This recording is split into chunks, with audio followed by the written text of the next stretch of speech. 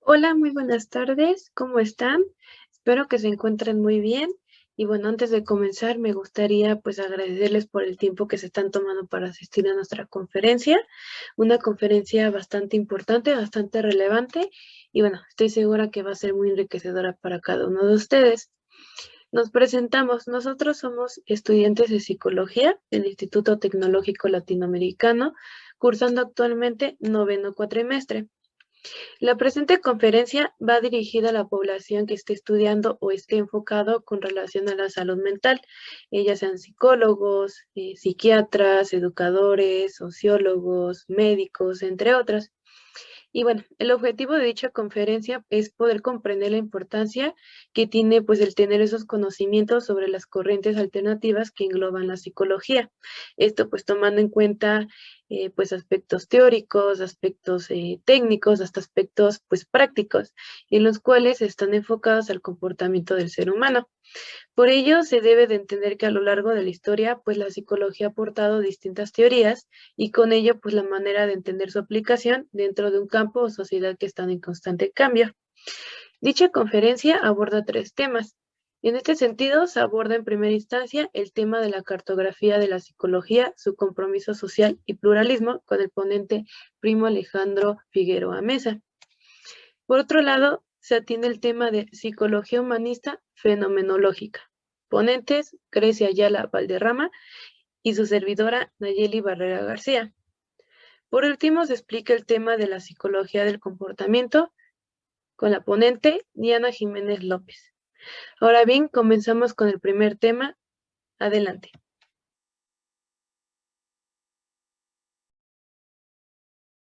Hola, muy buen día tengan todos ustedes. Tal como lo comentaba mi compañera, el día de hoy vamos a abordar distintos temas muy interesantes en relación con la psicología y su impacto en la sociedad actual. Por ello, en primera instancia me toca exponer el tema de la cartografía de la psicología, su compromiso social y su pluralismo. En este sentido, antes de pasar de lleno a la explicación como tal del tema, es importante tomar en cuenta el significado de concepto de cartografía. Entonces, ¿qué es la cartografía? Lo podemos definir como la ciencia que se encarga del trazado y el estudio de mapas geográficos. Asimismo, esta ciencia se cataloga como al ser un campo muy complejo, que cambia constantemente, visto en un sentido más amplio. Este proceso incluye desde la recopilación, la evaluación y el procesamiento de datos de distinto origen a través del diseño intelectual y gráfico. Es decir, en este caso, se relaciona con la psicología ya que sirve como método de investigación para comprender desde la parte teórica el porqué y el para qué de los aspectos que engloba a la psicología propiamente dicha. Aunado a ello, es relevante tener en cuenta un sustento teórico como antecedente fundamental para la formación y relación de esta ciencia. Por ello, particularmente, resalto dos autores en específico. Primero, el autor Willy, en 1899, postula que la psicología resulta impresentable frente a las ciencias naturales por causa del dualismo, es decir, dos principios opuestos, en el cual dicho aspecto fue origen de interminables debates entre psicólogos y metodólogos funestas. Posteriormente, el autor Fischer decía que la psicología experimental se relaciona con la filosofía, siendo estos dos campos de estudio con un lugar común en la historia, puesto que la psicología surge, de cierta manera, a partir de la filosofía. Surge con el fin de incluir el método empírico a la hora de enfrentar las preguntas que se planteaba en aquel entonces la filosofía. Por ende, la filosofía ha aportado a la psicología diversos temas de estudio como lo son las sensaciones, la inteligencia, la percepción y por supuesto la memoria. Y es precisamente por eso que entra en un periodo de crisis como tal.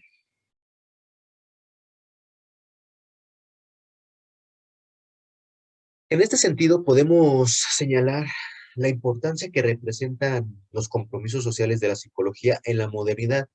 ya que se presentan como la condición de posibilitar y fomentar a la psicología como ciencia y disciplina, obviamente tomando en cuenta el método científico y la epistemología como las dos condiciones fundamentales que dieron pauta para tener un favorable proceso evolutivo de esta hermosa profesión. Pues debemos de recordar que actualmente la búsqueda de sentido es un sello característico de la modernidad en una sociedad que se está abriéndose a múltiples posibilidades de intervención y también de reinversión. Sin embargo, se debe tener en claro que el objeto de la psicología es la experiencia subjetiva de los individuos.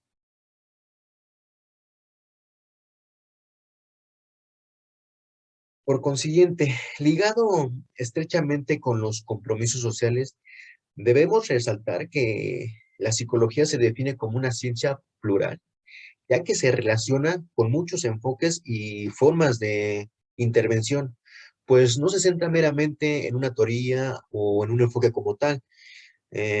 Por ello, la pluralidad es un hecho que implica la existencia real de sujetos diferentes en las sociedades y en las instituciones que forman parte de ella.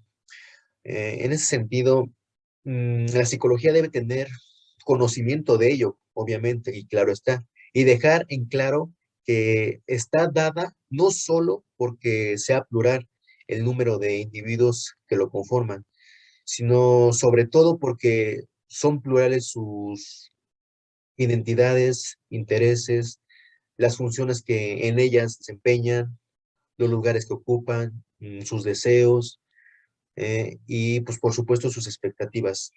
Aquellos que reconocen como propio y con lo que se identifican. Por tal motivo, la pluralidad es un campo, o más bien es un rasgo propio de la identidad de la psicología moderna al tomar en cuenta el comportamiento y la conducta de los seres humanos como una diversidad en constante cambio. Por ende, el pluralismo abre las puertas para permitir la afiliación social, la posibilidad de que todos los grupos que conforman esta pluralidad tengan un sentido de unión, de pertenencia respecto a un proyecto en común o de interés que a todos nos convoca, del que todos formamos parte, del que todos aportamos y obviamente de que todos se nos beneficia. Es decir, a palabras clave o palabras concisas, implica el reconocimiento de que no puede haber cohesión sino sin un ideal colectivo que mueva a la colaboración de todos y todas. Ahora bien, al tener en claro la finalidad de la psicología plural, es necesario mm, tomar en cuenta que esta respectiva ciencia desde sus inicios y de forma ininterrumpida ha presentado un rasgo que no se da en las ciencias convencionales y que es característico de ella, lo cual es la propia conciencia de crisis, ya que se considera como una característica singular propia de la psicología al visualizar el giro existente entre la conciencia de crisis hacia el reconocimiento de una identidad personal propiamente dicha.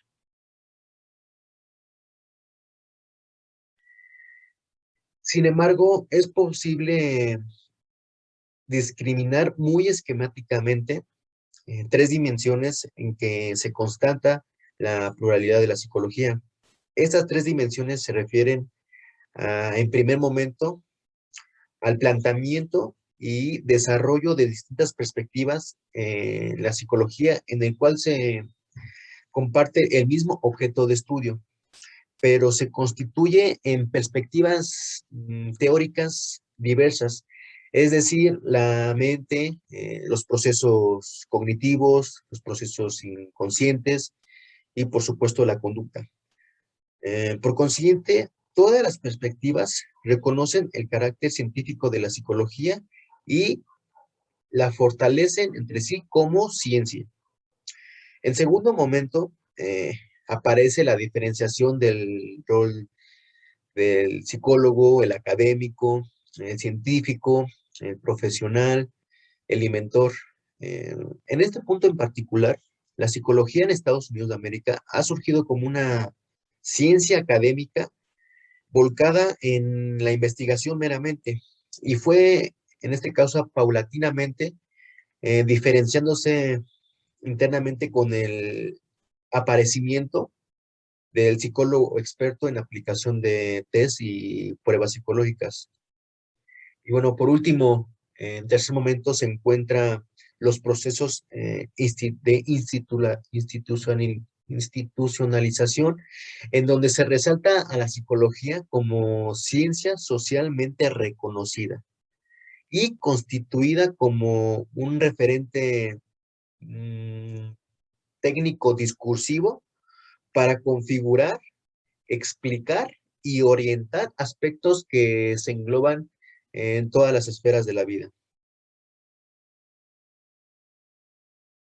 En este sentido, una vez teniendo en claro cómo se estructura dimensionalmente la psicología plural, podemos dar pauta a mencionar algunos ejemplos de perspectivas o paradigmas que existen dentro de este campo, como lo son la psicología corporal, la psicología evolucionista, la psicología sistémica cibernética, la psicología social de la incertidumbre, la psicología socioconstructivista, las neurociencias en relación con la psicología, y en este caso dejando por último las dos perspectivas que a continuación mis compañeras expondrán de manera clara y concisa, siendo esta la psicología humanista fenomenológica y la psicología del comportamiento.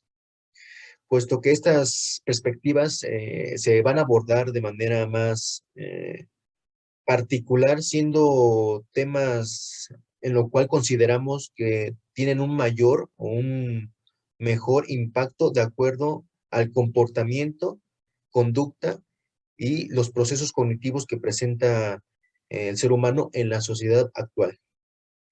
Y bueno, antes de despedirme, les comparto esta frase del autor Goldstein, con intención de brindarles un panorama más general acerca de lo que se trata la psicología hoy en día. Esta frase dice lo siguiente: la psicología, a diferencia de la química, álgebra o literatura, es un manual para tu propia mente, es una guía para la vida. Con este último punto, con esta última frase, doy por terminada esta primera intervención en esta conferencia, dando hincapié para que mi compañera presente el siguiente tema.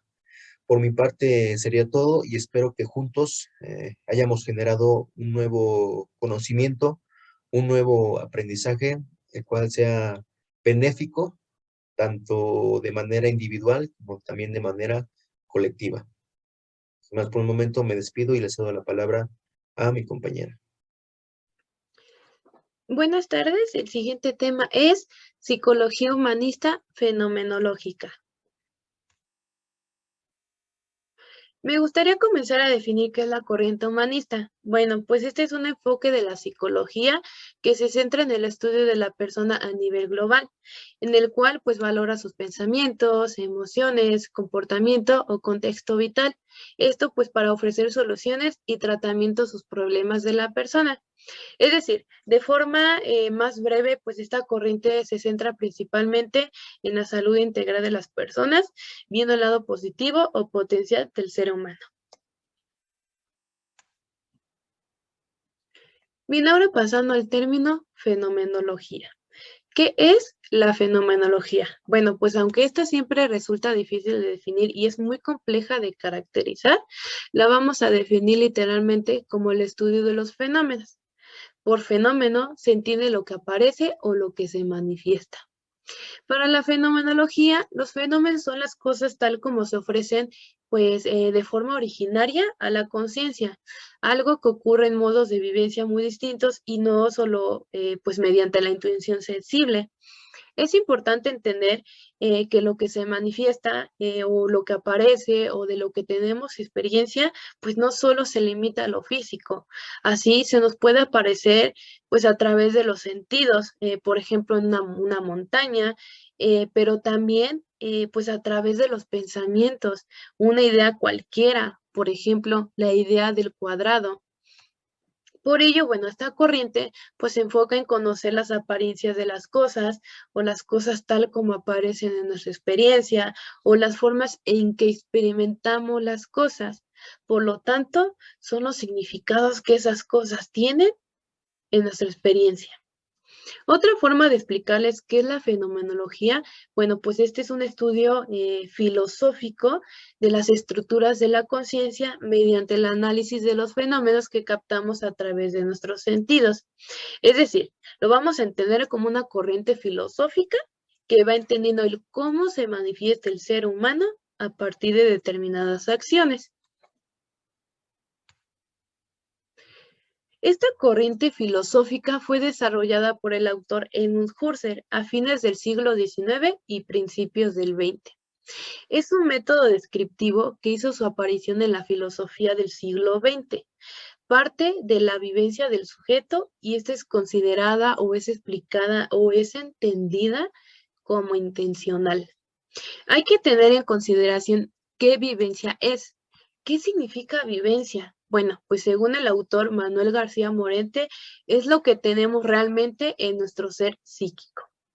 De igual forma, la realidad fenomenológica se muestra pues ante nuestra conciencia y dicha conciencia pues es uno de los principales centros de atención de esta corriente, ya que la característica pues más fundamental de la conciencia es la intencionalidad, ya que la conciencia siempre se refiere o es siempre conciencia de algo.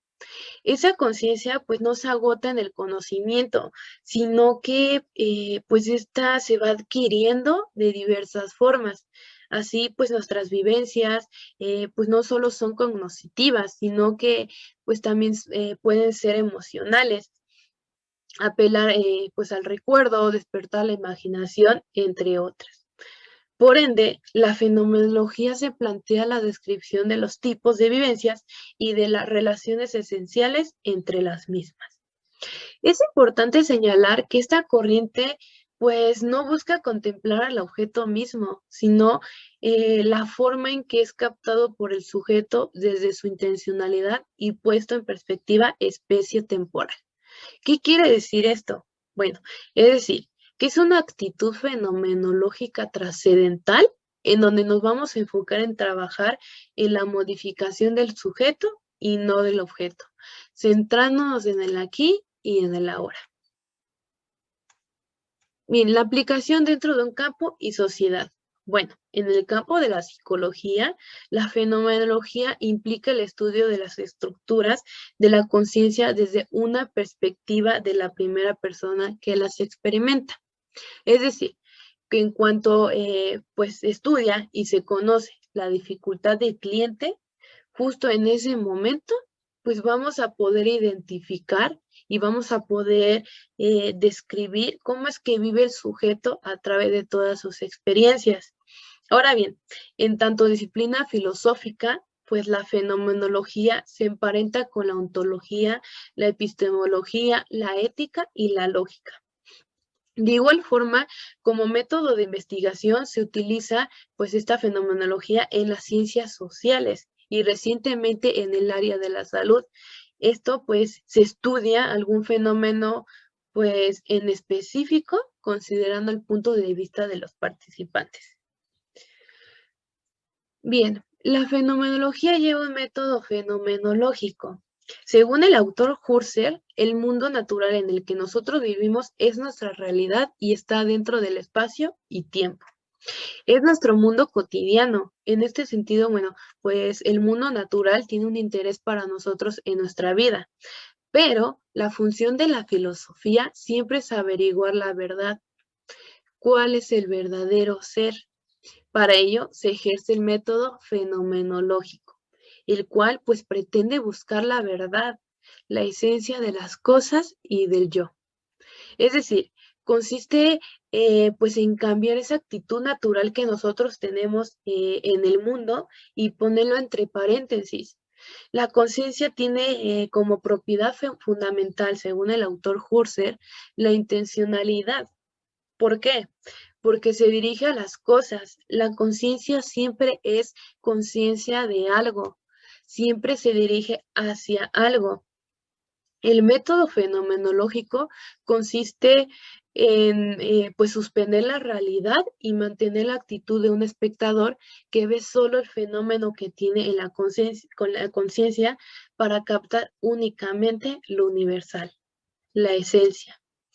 Bien, a continuación mi compañera Grecia Ayala les va a hablar sobre la fenomenología y psicoterapia humanista existencial y entre otras. Adelante.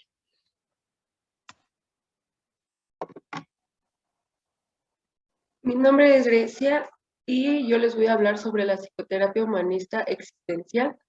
Y bueno, como lo vimos anteriormente, ahora sabemos lo que es pues la fenomenología y todas sus bases. De ahí viene lo que es la psicoterapia humanista existencial. Y bueno, esta psicoterapia ve a la conducta como si estuviera determinada por la percepción subjetiva del sujeto, que ahora que vimos el tema de la fenomenología, podemos entender un poco más esto, ya que ya entendemos cómo está determinada la realidad y cómo estará determinada la percepción de un sujeto. Y bueno, la psicoterapia humanista en sí, la existencial, evalúa al paciente desde una autopercepción, un autoconcepto, una percepción desde su ambiente, estrategias que tendrá él para la resolución de problemas, y todo esto lo ve desde esta constitución que ya tiene él de su percepción. Es decir, cuando en terapia se analiza la autopercepción, se analiza cómo la persona se mira a ella en su presente. Como ya vimos anteriormente, en esta terapia, bueno, se centra al presente como la premisa, ¿no? Todos los sentimientos, dependiendo del pasado o del futuro, vendrán de este mismo presente, y son sentimientos pues que están basados en lo que yo soy ahora y en lo que yo estoy siendo, ¿no? Y bueno, el existencialismo nos dice que la persona como tal y como sí es alguien que debe de estar consciente de su presente, porque es donde existirá pues todo lo que él quiera hacer. Es decir, que la premisa pues de la libertad, que mucho tiene el existencialismo, se basa en esto mismo, ¿no? En esta pues concentración hacia el presente, ya que yo, independientemente de todo lo que haya vivido en mi contexto y en cómo yo generé esta percepción de mi consolidación del juicio, pues yo tendré decisión a actuar bajo pues la conciencia de mí mismo con mi yo del presente. Y bueno, la psicoterapia humanista existencial usa unas técnicas que son pues de observación. Se usa la observación como terapeuta y la autoobservación como paciente. También se usa la entrevista libre y se usan las técnicas proyectivas y algunas técnicas pues psicométricas. Y bueno, como ya les mencioné, el presente es una premisa en esto, y se busca que el paciente se centre en los hechos que son lo que lo lleva a tener una problemática, a lo que lo lleva pues a no estar como tan conforme, ya sea con lo que ha sido en su pasado y lo que puede generar este presente en el futuro. Y bueno, se busca que el paciente pueda entender esto, ¿no? Y bueno, aquí,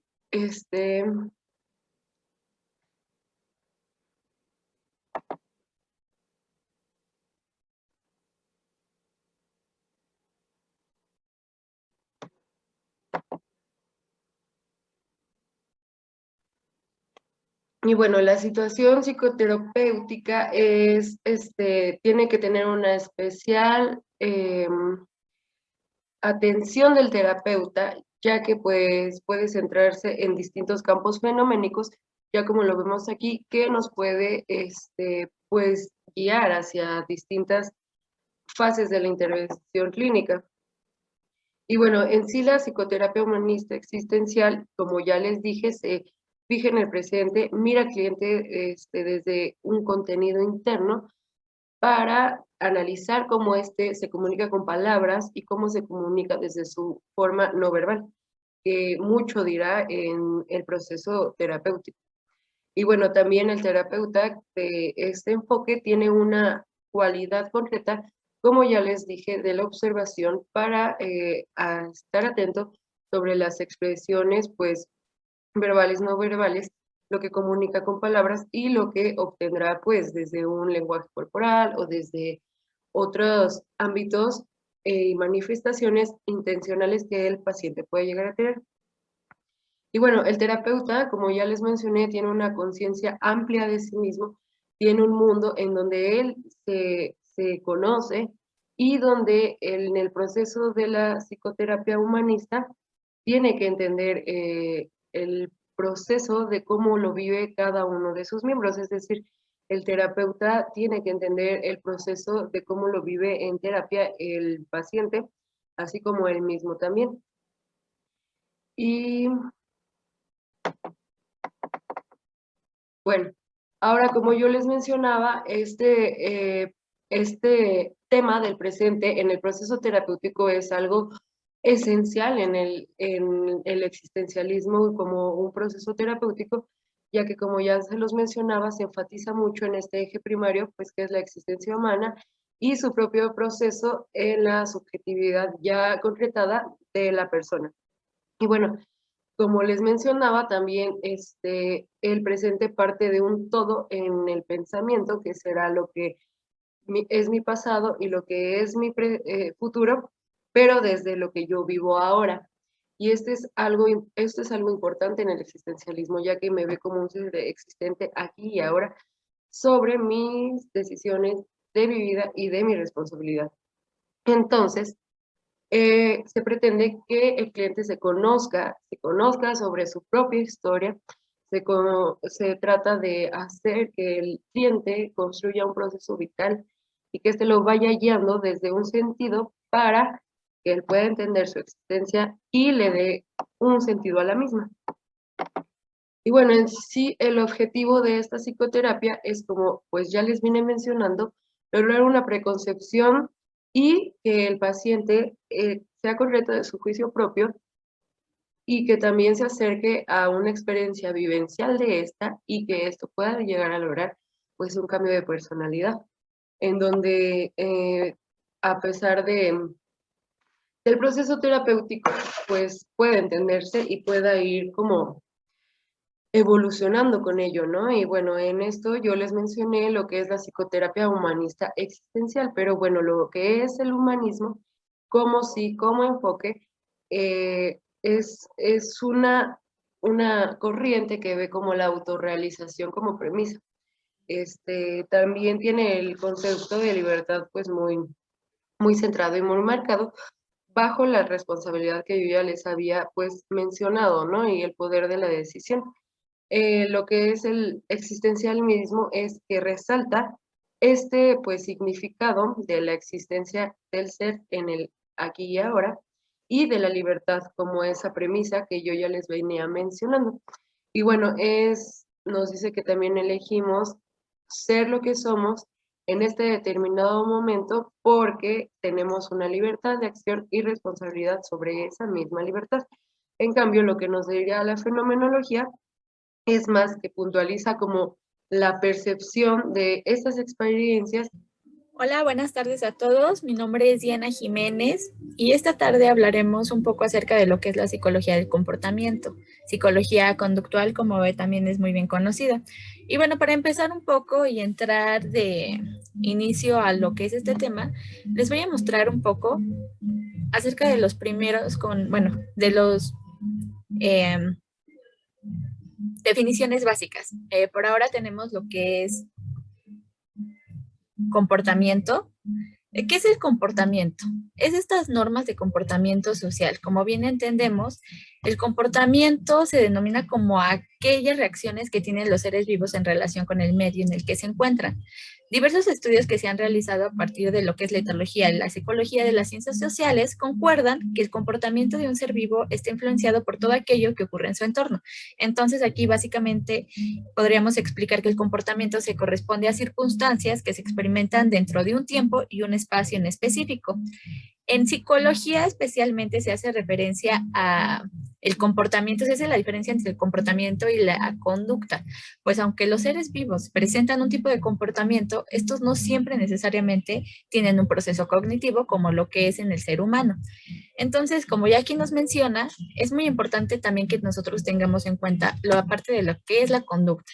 Y la conducta, que es aquella manera en la que las personas se comportan en su vida y cuáles son sus acciones que realizan dentro de ella. Como bien podría yo explicarles, esta conducta indica el actuar del sujeto o animal frente a determinados estímulos externos o internos. Aquí en la psicología entendemos la conducta humana como aquel reflejo de lo que hacemos, decidimos, pensamos e indica esencialmente qué acción estamos por realizar. ¿Ok? Esta conducta viene de la mano con lo que es el comportamiento, ya que tiene como una base biológica que refleja y indica los métodos para la ejecución de sus funciones vitales para cada organismo.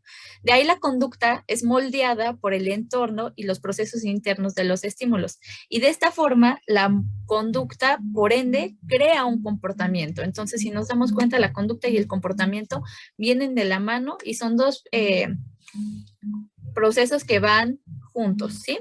Entonces, pasando a estos dos conceptos claves de ley que tenemos que tener en cuenta en psicología comportamental, viene lo que es el conductismo. ¿Qué es el conductismo? No sé si alguna vez hayan escuchado hablar de él, pero este conductismo es aquella corriente psicológica que se basa en la observación del comportamiento o conducta al que se quiere estudiar y explicar el mismo conjunto de reacciones entre estímulos y respuestas.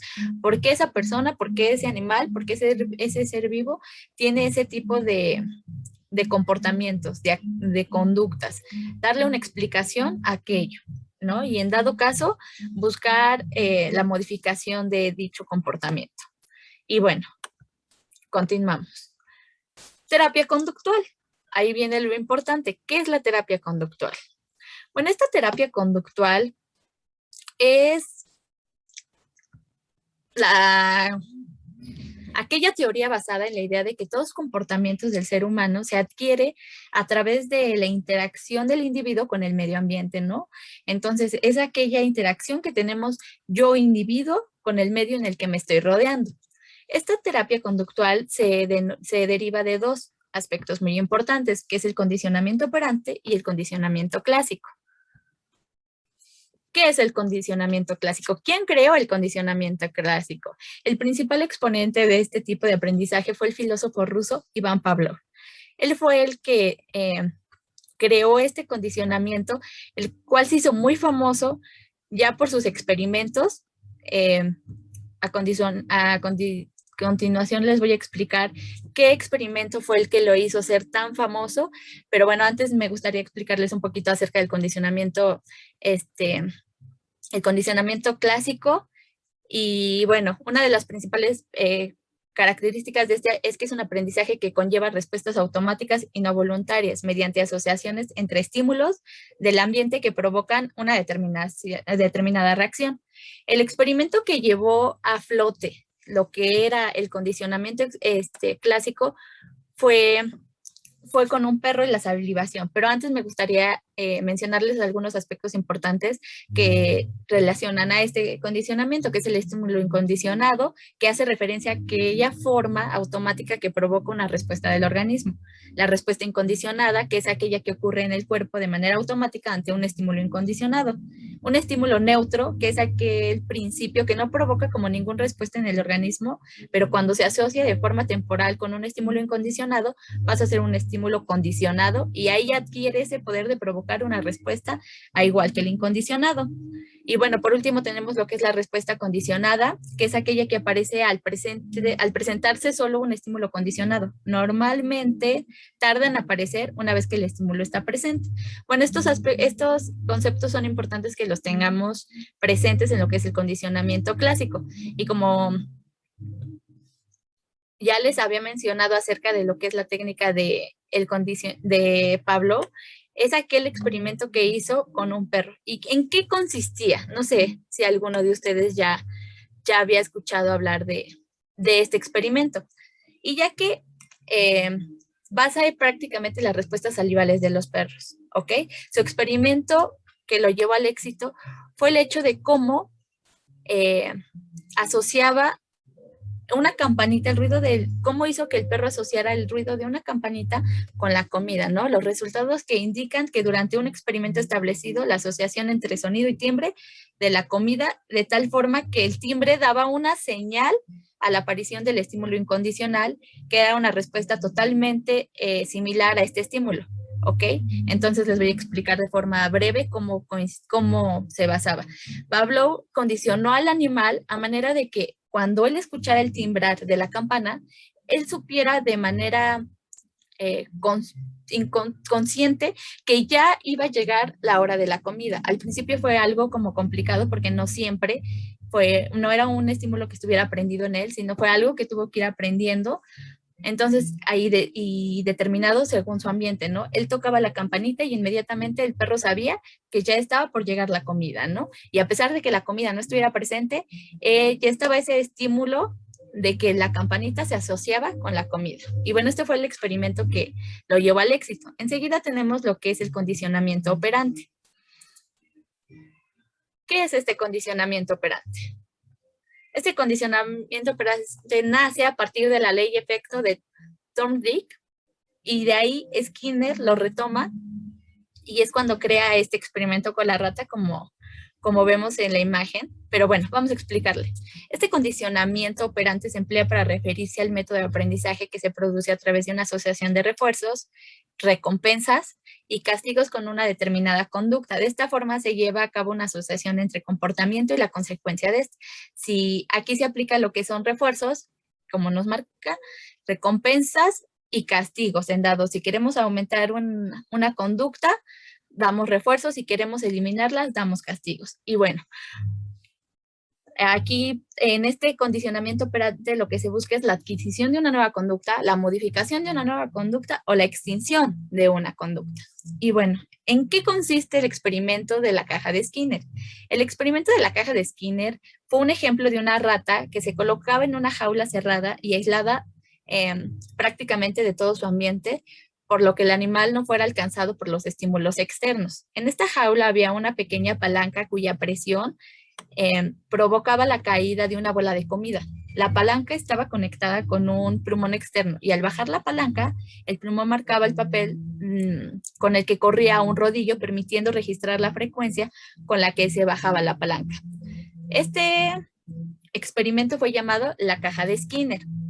Al principio, pues la rata no sabía, la rata dentro de la jaula se movía por todas partes porque no sabía qué función tenía la palanca. Y dentro de esos movimientos, al mover la palanca, porque lógicamente entre tantos movimientos, ella movía la palanca, soltaba la comida y es cuando ella comía, y con el tiempo ella se dio cuenta que esa palanca tenía una función. Entonces, ya tenía una intención, ya había ahí un aprendizaje, que si ella movía la palanca, obtenía comida. Entonces, ya obteniendo ese aprendizaje, cada que ella tuviera hambre, bajaba la palanca. Mientras ella estuviera satisfecha, la palanca se quedaba inmóvil. Y bueno, este fue el experimento que llevó al éxito a lo que fue Skinner. Y bueno, por último, tenemos lo que es la técnica de economía de fichas. ¿Qué es esta técnica? Esta técnica psicológica de modificación de conducta resulta de gran utilidad cuando se trabaja sobre todo con niños, ya que consiste en establecer en un sistema en el que el niño gane puntos o fichas al comportarse de determinada manera. Les explico un poco. Esta consiste en tener un tablero que sea llamativo para el niño, en donde se colocan los días de la semana y de este lado, del lado horizontal, se colocan las conductas que nosotros queremos que el niño realice. Se entrega las fichas al pequeño, las fichas donde podremos marcarlo positivo o negativo.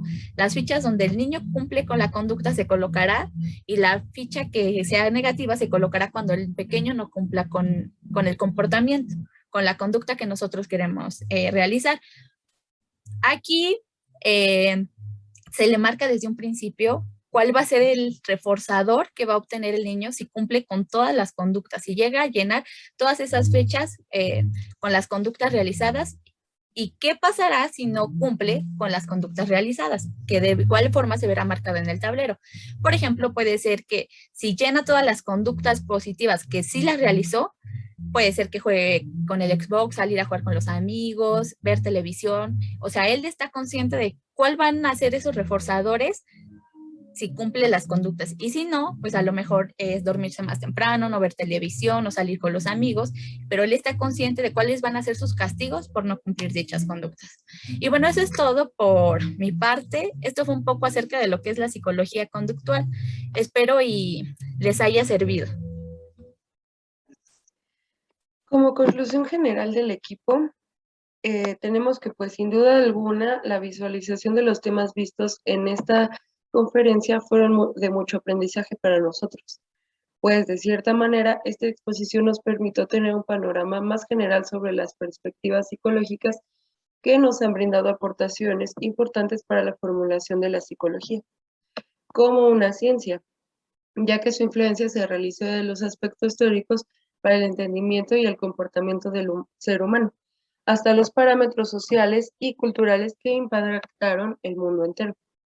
En este sentido, se comprendió que de mejor manera lo que es la cartografía de la psicología, su compromiso social y pluralismo, sirve como método de investigación psicológica al evaluar el pluralismo con la que se maneja, ya que si buscamos producir conocimiento sobre la práctica, podemos tener claro que hablamos de un conocimiento procesual, no exclusivamente acumulativo.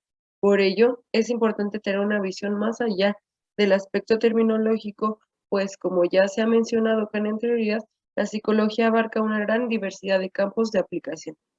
Y por otro lado, al abordar el tema de la psicología humana fenomenológica, se entendió como este movimiento surge desde una necesidad para dar respuesta a ciertas cuestiones que los otros enfoques no podían responder en su momento, teniendo en claro de cierta manera la importancia que tiene el factor social para la práctica clínica, pues al final todo es un proceso que está cambiando constantemente.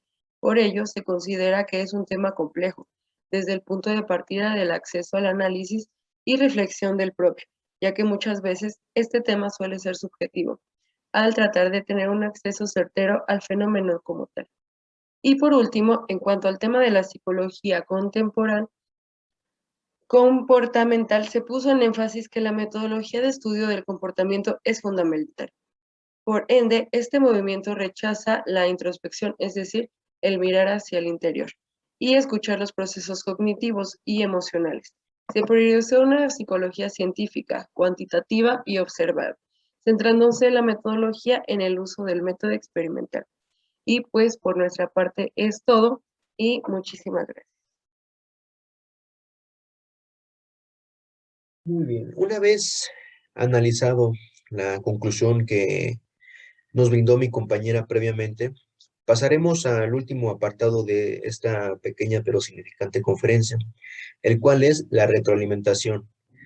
En dicha retroalimentación, a nosotros de manera particular, como también a nombre de mis compañeras, nos servirá muchísimo conocer cuáles son sus preguntas, cuáles son sus dudas que tuvieron a lo largo de la conferencia, para que nosotros posteriormente, de manera muy puntual, demos respuesta a esas preguntas, esas dudas, y que de esta manera estemos en la misma sintonía, estemos conectados, estemos formulando juntos un nuevo conocimiento, estemos generando un nuevo aprendizaje en cuestión a los temas analizados y reflexionados anteriormente. De igual forma, en este apartado de retroalimentación, a nombre de su servidor y de mis compañeras, nos servirá mucho saber cuáles fueron sus comentarios y puntos de vista, tanto positivos como también negativos, para hacernos nosotros más autocríticos al momento de presentar en distintas conferencias o exposiciones en un futuro, ya que a nosotros nos servirá como futuros licenciados en psicología saber cuáles son nuestras debilidades, cuáles son nuestras fortalezas y cuáles son nuestras áreas de oportunidades a trabajar en un futuro. Ahora bien, es muy importante dejar en claro que durante esta retroalimentación que ustedes nos hagan hacia nosotros, las aportaciones o los elementos esenciales vayan enfocadas con respecto al uso de la psicología en la sociedad actual. ¿De qué manera ha impactado la psicología y las distintas perspectivas analizadas en una sociedad que sin duda alguna va a estar en un cambio constante con distintas influencias y con distintos aspectos históricos y culturales que de cierta manera, tanto positivamente como negativamente, implícitamente va a impactar en la sociedad en la cual nos estemos desenvolviendo y obviamente va a influir en el comportamiento y en la conducta y en los procesos cognitivos mentales que el ser humano vaya formulando a lo largo del tiempo. Sin más por el momento, y una vez dejando en claro cuál es el propósito de la retroalimentación y hacia qué punto va dirigido esta retroalimentación, a nombre de mis compañeras y de un servidor, les damos las gracias por asistir o por visualizar más bien esta conferencia, esperando que juntos hayamos aprendido nuevas cosas acerca de la psicología y de las perspectivas vistas en esta conferencia. Sin más por el momento, nuevamente les doy las gracias y eso sería todo por nosotros.